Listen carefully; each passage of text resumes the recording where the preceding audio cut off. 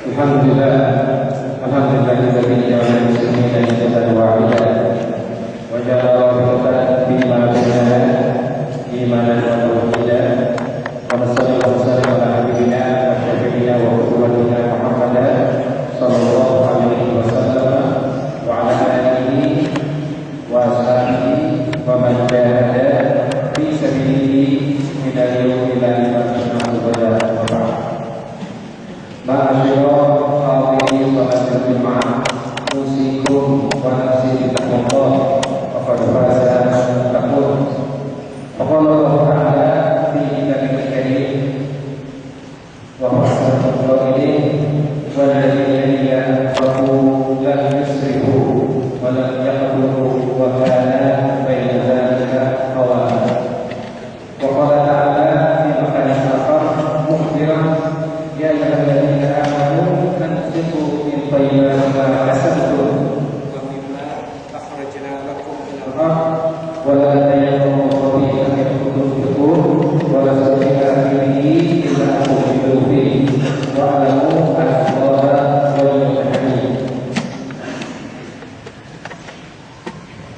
Alhamdulillah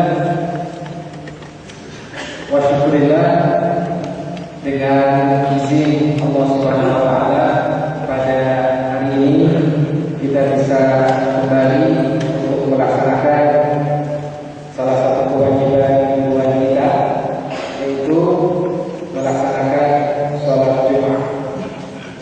Dalam kesempatan ini dan dalam waktu mudah-mudahan 20 menit saja ke depan, saya ingin sharing dengan Bapak-bapak yang dirahmati oleh Allah Subhanahu wa taala tentang satu hal tampaknya kecil tetapi ternyata sangat penting dalam kehidupan kita sehari-hari, yaitu apa yang disebut dengan wealth management. Wealth management atau pengelolaan income dan harta kita. Tapi sebelum saya ingin masuk ke dalam hal tersebut, saya meminta kepada bapak-bapak yang di depan untuk merapatkannya kembali, karena yang di belakang masih sangat banyak yang belum bisa terakomodasi. Silakan bagian yang kosong untuk masuk ke dalam. Kenapa wealth management ini menjadi begitu penting? Karena ada satu statistik yang menunjukkan bahwa 5 dari 7 perceraian di Indonesia itu diakibatkan oleh masalah ekonomi, ketidakcocokan antara istri dengan suami dalam mengatur keuangan. Demikian juga kita seringkali mendengar keluhan, saya sudah tidak cukup lagi gajinya, padahal dahulu ketika belum naik pangkat gajinya hanya setengah dari sekarang, kemudian dinaikkan tapi belum cukup juga, sudah ada tambahan tetapi belum cukup juga.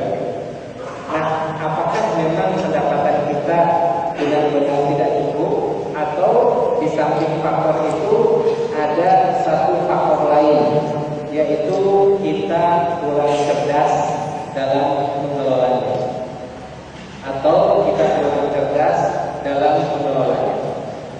Apakah ini hanya urusan duniawi saja, atau Islam memberikan satu guidance yang sangat penting tentang pengelolaan harta ini?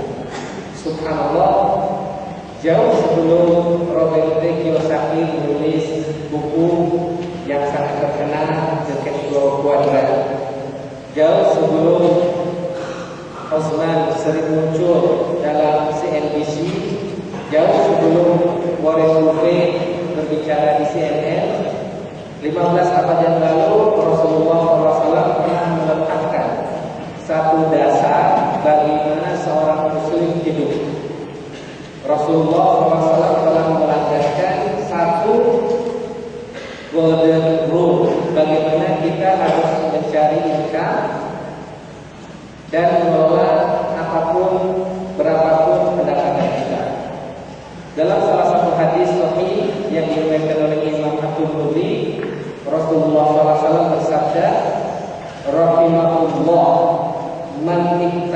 thayyiban wa anfaqa qasdan wa dakhara li yawmi hajatihi wa faqrihi ay fil mustaqbali hayatihi.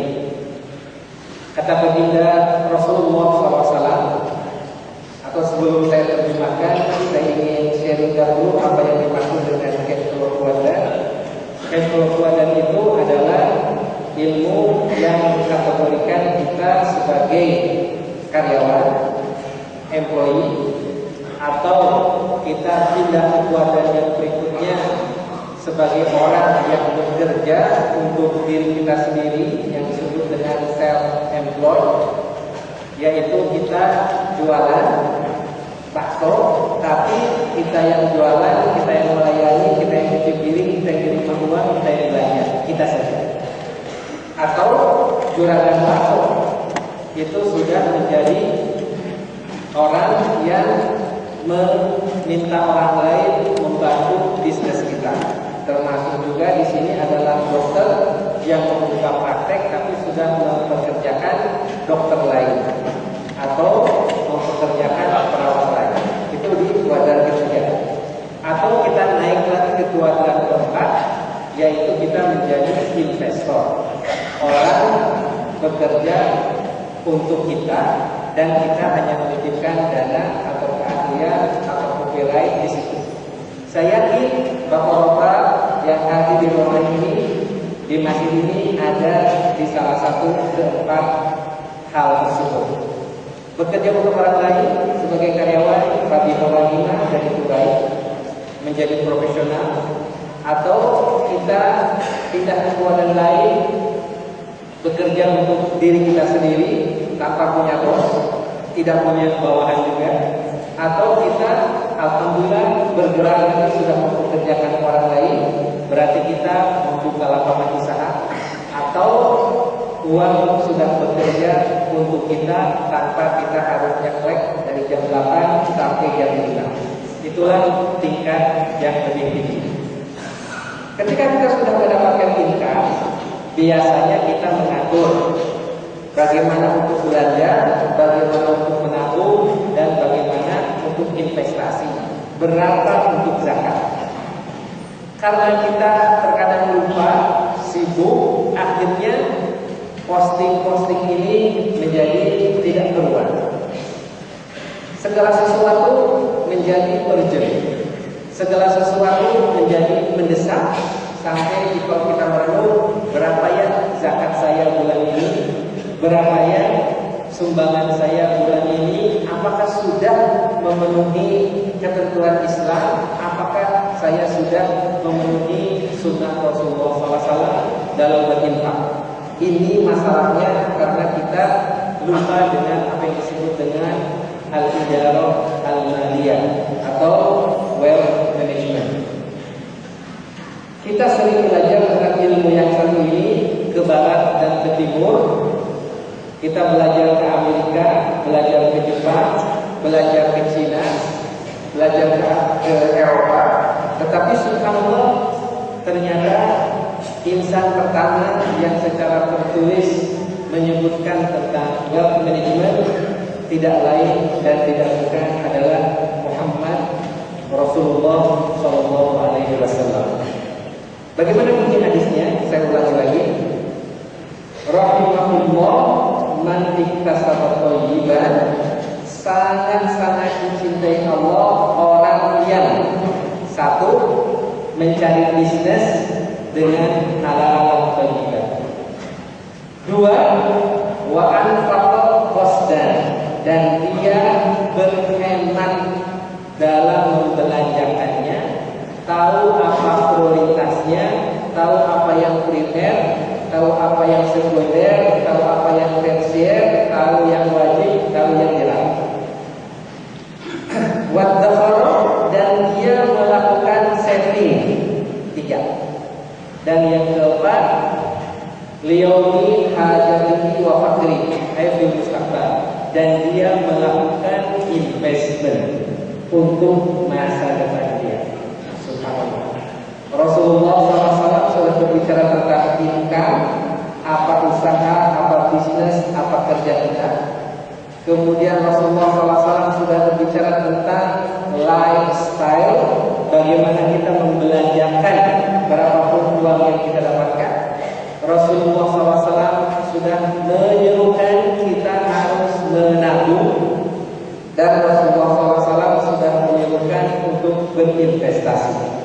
Itulah sesungguhnya seluruh ilmu wealth management. Dan kalau kita melihat hadis-hadis yang disampaikan oleh baginda Rasul dan melihat bagaimana uswah hasanah yang dilakukan oleh baginda Rasul, subhanallah, insya Allah ketika kita mengadopsi ini semua, kita bisa hidup dengan baik berapapun income kita. Karena ternyata yang masalah itu bukan hanya saja income, tetapi yang bermasalah itu adalah spending. Kalau seorang satpam pendapatannya satpam, insya Allah dia akan baik-baik saja jika spending belanjanya satpam juga. Insya Allah seorang kepala bagian akan baik-baik saja seandainya dia pendapatannya kepala bagian, belanjanya kepala bagian. Seorang direktur insya Allah akan baik-baik saja jika dia pendapatannya direktur, pengeluarannya direktur. Yang berbahaya adalah seorang berpendapatan satpam, pengeluarannya direktur. Seorang yang pendapatannya golongan 3A, gaya hidupnya sudah menjadi 4C karena tergoda lifestyle, karena tergoda iklan pakaian yang mahal, harus branded. Istrinya tidak pede kalau tidak memakai tas yang bermerek, dan dia tidak pede kalau tidak segera mengganti handphonenya.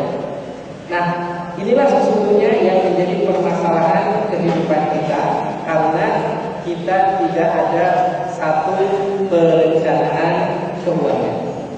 Oleh karena itu, saya yakin dengan seyakin-yakinnya kita tidak akan pernah menjadi muslim yang soleh fi syu'unil maliyah, secara finansial, jika kita tidak mempelajari ilmu yang disebut dengan financial planning atau perencanaan keuangan. Apa yang harus kita lakukan? Pertama, ternyata kita harus punya anggaran. Bapak-bapak yang dirahmati oleh Allah Subhanahu wa taala, anggaran itu bukan hanya milik negara. Anggaran itu ternyata adalah milik keluarga dan juga milik perusahaan, bahkan milik pribadi. Kalau Bapak bertanya kepada saya, apakah anggaran Republik Indonesia hari ini sudah sehat? Jawabannya belum. Nanti kita akan masuk kepada anggaran keluarga dan diri sendiri, walaupun hanya sekedar sepintas saja. Kenapa anggaran negara belum sehat? Karena anggaran Republik Indonesia 30%-nya habis untuk mensubsidi BBM. Kenapa kita tidak bisa membangun infrastruktur? Kenapa kita tidak bisa membangun sekolah-sekolah yang baik? Karena subsidi BBM itu sudah sedemikian besarnya sehingga lebih di atas angka 350 triliun. Dan ternyata subsidinya salah. Kepada orang yang kaya pun selama dia punya mobil pasti disubsidi. Nah, ini adalah satu postur bagaimana mengelola keuangan negara yang tidak tepat. Kalau subsidinya itu kepada orang, mungkin tepat. Sekarang subsidinya kepada barang. Siapa yang mau membeli barang itu pasti dapat subsidi. Sementara orang yang tidak punya mobil itu nggak dapat subsidi. Nah, jika ini dipindahkan, kita mungkin bisa berhemat lebih dari 200 triliun untuk membangun jalan-jalan, membangun sekolah, dan membangun infrastruktur.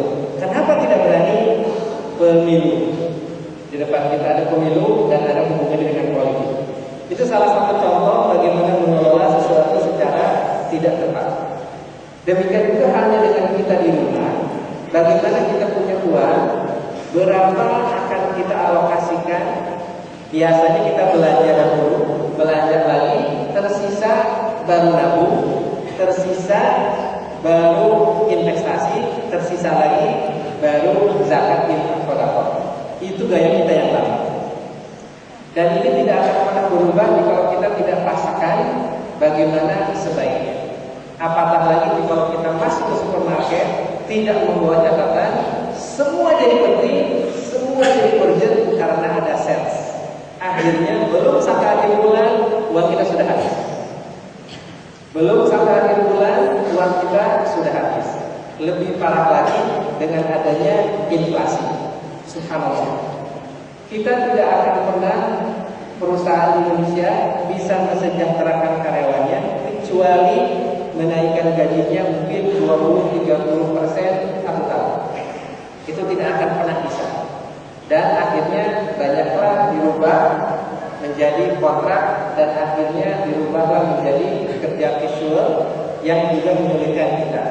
Tanpa masuk ke situ, saya ingin sharing sedikit bagaimana baiknya kata Rasulullah SAW. Secara langsung kita bisa menghayati hadisnya. Yang pertama harus kita lakukan adalah kita sisihkan zakat infak sedekah dahulu. Yang kedua, baru kita mau berapa menabung. Dan tabungan itu subjek atau function of lifestyle. Semakin tinggi lifestyle kita, semakin sedikit kita menabung. Semakin sedikit tabungan kita, maka semakin sedikit kemampuan kita untuk berinvestasi.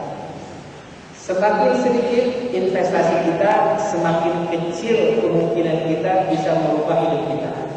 Kenapa? Karena sudah dimakan oleh konsumsi. Saya ulangi. Jadi piramidanya harus dibalik. Pertama kita zakat dahulu. Setelah zakat kita menabung dahulu.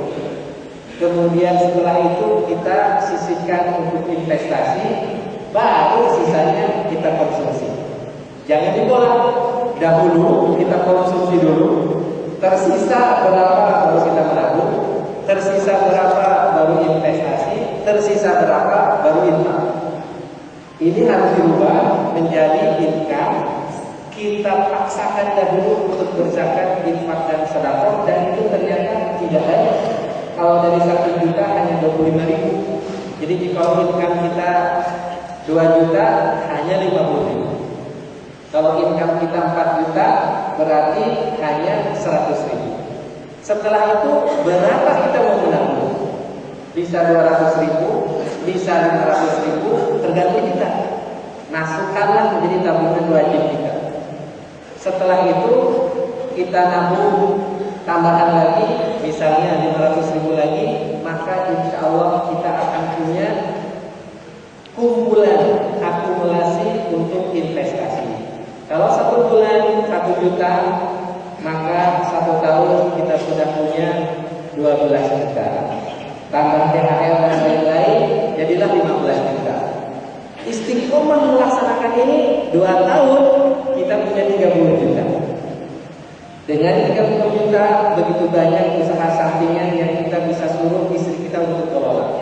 Bisa franchise makanan, bisa franchise berbagai jenis fashion, bisa mengelola beberapa tukang ojek dan lain sebagainya. Sehingga ini ada potensi untuk menjadi income tambahan kita.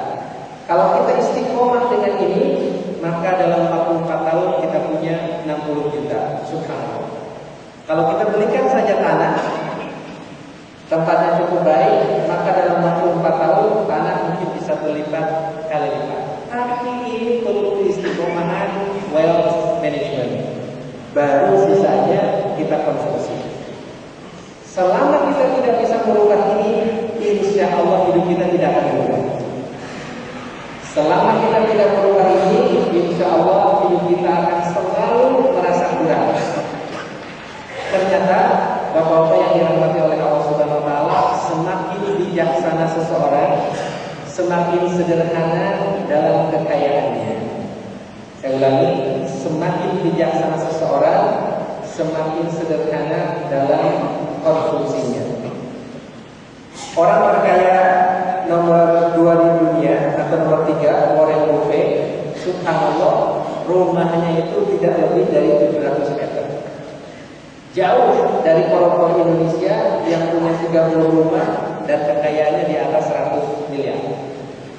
Itu baru satu kasus. Oke. Dan innalillahi wa inna ilaihi raji'un, gaya hidupnya. Orang yang paling kaya di dunia kedua, Bill Gates, dengan Warren Buffett, ternyata hanya akan mewariskan kepada anaknya 10 juta US dollar saja dari kekayaannya yang 58 miliar. 58 miliar itu alias 580 triliun, alias setengah APBN Republik Indonesia, itu sama dengan harta Bill Gates. Tapi dia sumbangkan sebagian besarnya, dan dia mengatakan kepada anaknya, Anda tidak boleh pegang uang banyak-banyak, cukup 10 juta US saja, sisanya Anda berjuang. Inilah apa yang dilakukan oleh baginda Rasulullah SAW dahulu. Bukan Rasul itu miskin, dan setiap orang yang mengatakan Rasul itu miskin, dia salah 1000 kali salah. Memang Rasul itu sederhana, memang Rasul itu banyak kuasa, tapi Rasul itu sangat kaya. Hartanya selama investasi dengan istri tercinta Khadijah banyak. Rasul mendapatkan bagian dari Baitul Mal besar, cuman Rasul itu tidak sabar melihat umatnya yang sengsara. Tidak sabar melihat janda miskin, tidak sabar melihat yatim piatu, tidak sabar melihat musola yang mayor. Dia infakkan,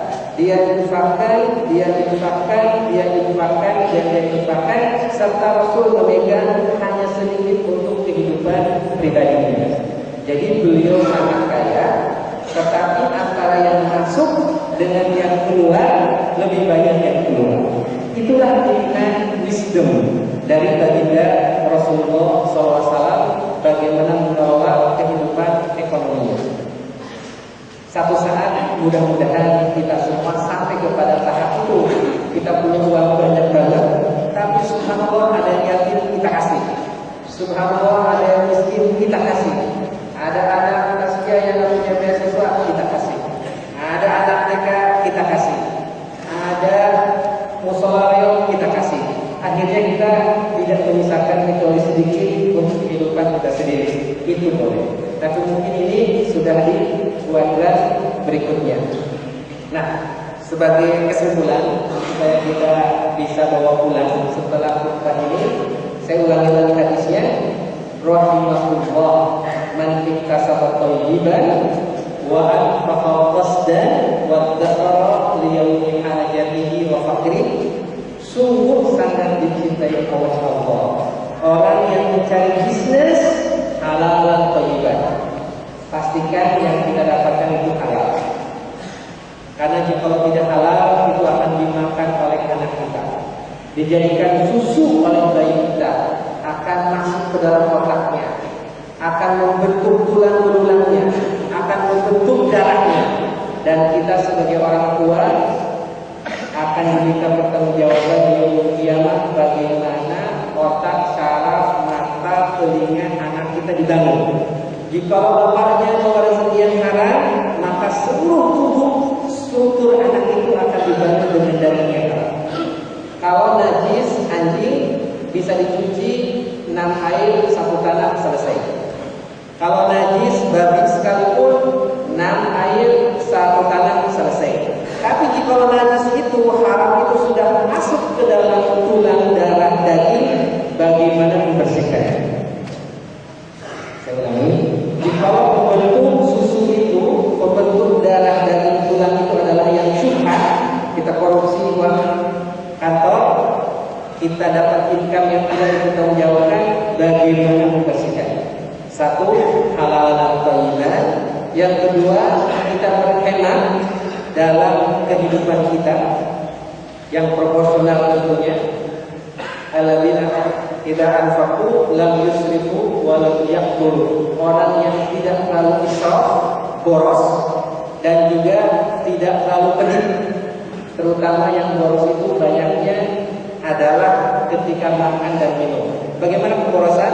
Kalau minum hanya diminum sedikit, 80%-nya ditinggalkan di meja. Ini pemborosan. Jadi kalau kita minum air mineral, hanya diminum seperempatnya saja, 75%-nya dibiarin, ini pemborosan. Kita ambil makanan, prasmanan, gonyol, dimakan 30%-nya, sisanya disimpan di kolong meja, itu juga pemborosan. Apakah lagi kalau AC masih hidup, kita keluar rumah juga pemborosan. Malam hari terang benderang, itu juga pemborosan. Saat tidur TV menyala, itu juga pemborosan. La haula wala quwwata illa billah. Ternyata begitu banyak penghematan yang bisa kita lakukan dengan kehidupan kita sehari-hari, dari mulai minum, dari mulai makan, dari mulai AC, dari mulai listrik, sampai kepada bagaimana kita mengelola bagian-bagian hidup kita yang lain.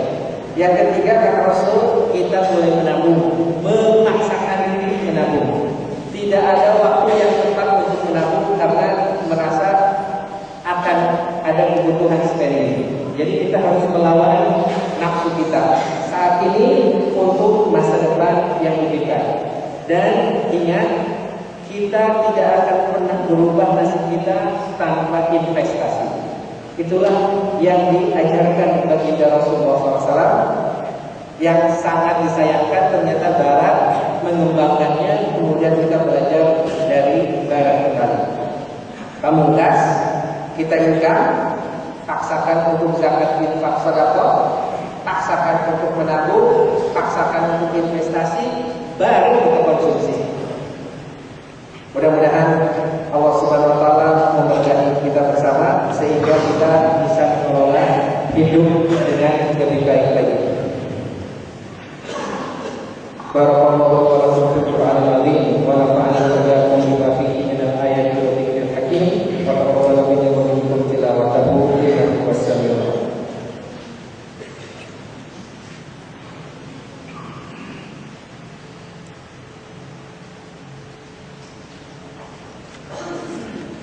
Alhamdulillahilladzi wa kafa wassalatu wassalamu ala rasulillahil mustafa ahli sidqi wal wafa wa man jahada fi sabilihi min khiratil insan al mustafa ma'a. Ma'asyiral hadirin salatul Jumat, dalam khutbah kedua ini sekali lagi Fatih mengingatkan diri sendiri dan kita bersama untuk sama-sama bertakwa kepada Allah dan melakukan berbagai penghematan, termasuk ada yang disebut dengan low cost high impact.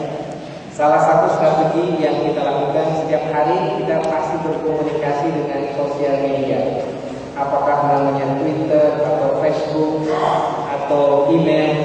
Subhanallah, ternyata itu adalah salah satu cara kita berkomunikasi yang juga bisa hemat, karena bisa lebih hemat dari telepon.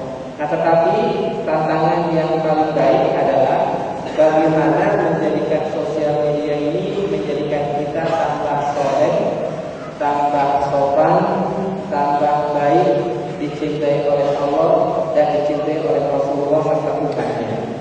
Kalau kita melihat hari ini, sosial media itu menjadi satu hal yang tidak bisa kita pisahkan dari kehidupan kita.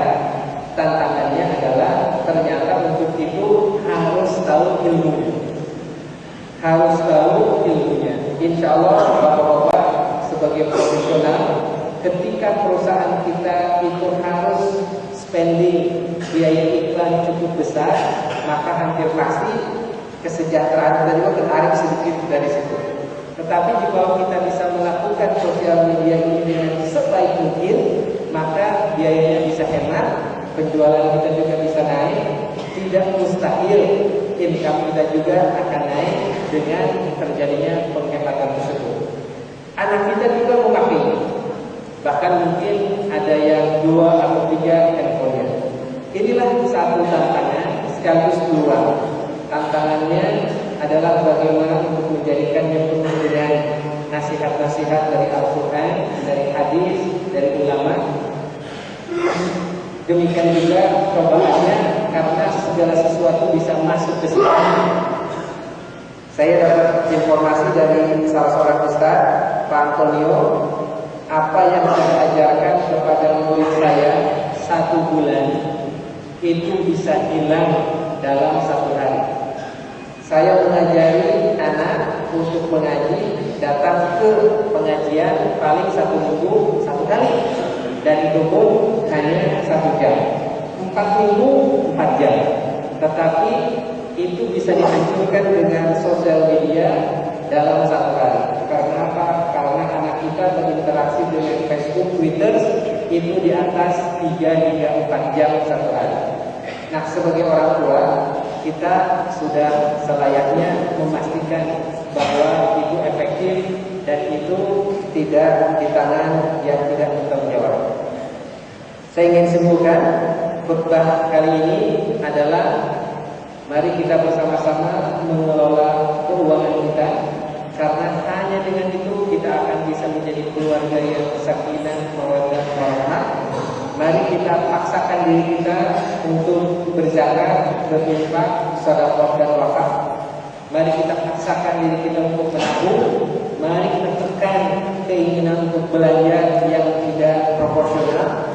Mari kita buat catatan kalau masuk ke supermarket, dan mari kita berinvestasi untuk masa depan kita, masa depan anak kita dengan terencana dan terstruktur. Dan mari kita berhemat dalam berbelanja, termasuk kita efektif dalam mengelola komunikasi kita melalui sosial media. Semoga Allah Subhanahu wa taala memberkahi kita menjadi umat yang barokah dan bisa menjadi umat yang lebih baik dari sebelumnya. Innallaha wa malaikatahu yusholluna 'alan nabi ya ayyuhalladzina amanu shallu 'alaihi wa sallimu taslima. Allahumma ighfir lil muslimina wal muslimat, al mu'minina wal mu'minat, al ahya'i minhum wal amwat. Allahumma aqsim lana min khashyatika allati tahulu bihi bainana wa baina ma'siyatik, wa min ta'atika allati tuballighuna bihi jannatak, wa min al-yaqini ma tuhawwinu bihi 'alaina masa'ib ad-dunya wal akhirah. Allahumma ansur ikhwanana fi Palestin, wa fi Bosnia, wa fi Chechnya, wa fi Baghdad, wa fi Syria, wa fi Mesir, wa fi Yaman, wa ghairu dzalika min anha'il 'alam minha wa fihi ya Allah. Allahumma ja'al wulatal muslimin min as-salihin al-muttaqin wa min az-zahidin. Ya Allah, kami bersyukur kepada-Mu ya Allah, Engkau jadikan kami sebagai muslim. Berikanlah tambahan iman, kekuatan tauhid. Berikanlah kemampuan kepada kami untuk mensyukuri segala nikmat-Mu ya Allah. Bisa membelanjakan dengan baik, bisa mengatur diri untuk zakat, infak, sedekah, wakaf, bisa mencari rezeki yang halal, bisa menabung, bisa berinvestasi, dan bisa mengelola keuangan halal, thayyiban, barakati. Ya Allah, jadikanlah pemimpin bangsa ini peduli halal dan haram ya Allah. Tidak memkorupsi uang rakyatnya, tapi takut akan hisab yaumul qiyamah. Ya Allah, bantulah saudara kami di Palestina, saudara kami di Irak, saudara kami di Mesir, saudara kami di Yaman, di Libya, saudara kami di Burma, dan saudara kami di tempat manapun yang lagi susah dan sengsara. Ya Allah, jadikanlah keluarga kami keluarga yang peduli halal dan mau berbagi, mau bersyukur. Rabbana taqabbal minna innaka antas samiul alim wa tub 'alaina innaka antat tawwabur rahim. Rabbana atina fid dunya hasanah wa fil akhirati hasanah wa qina azabannar. Subhana rabbika rabbil izzati 'amma yasifun wa salamun 'alal mursalin walhamdulillahi rabbil alamin. Allah yang